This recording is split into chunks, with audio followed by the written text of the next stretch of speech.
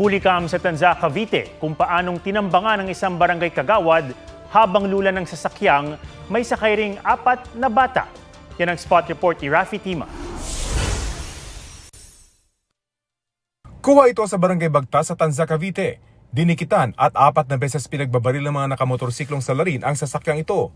Nakasakay sa loob ang target nila. Si Christopher Aaron, kagawad sa barangay Bagtas, tinamaan siya sa leeg at namatay matapos ang 2 oras. Planado ito. Simula pa lamang sa bahay ni Konsehal, pagpasok niya sa barangay hall, nakaabang na yung mga suspect. Sinundan siya. Habang nakasakay siya sa sasakyan niya, sinundan siya ng 2 lalaking motor. May 4 na bata palang pasahero rin kasama ng kagawad. Mabilis silang nakalabas ng sasakyan. Kasama niya yung kinakasama niya, saka yung mga bata, anak niya sa likuran. Pero wala namang Buti na lamang po at wala pong nadamay. Siya lang po ang punteriya, siya rin po yung tinamaan. Napatigil ang sasakyan malapit sa barangay hall. Makikitang nagtakbuhan ng ilang kawani ng barangay para tulungan ang biktima. Ayon sa pamilya ni Aaron, noong Marso pa nila napansing may mga umaaligid sa kanilang bahay.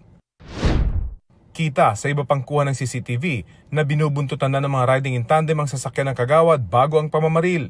Tila kabisado raw nila ang lugar. Mabait, matulungin at wala raw kaaway si Aaron na matunog daw ang pangalan bilang susunod na kapitan ng barangay.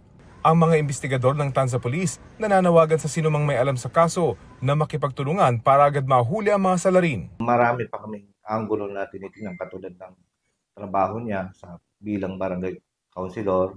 Negosyante din siya. May mga previous na sa support, nag-follow up din kami mga kaso. Yung huli, meron siyang na-involve siya sa banggaan.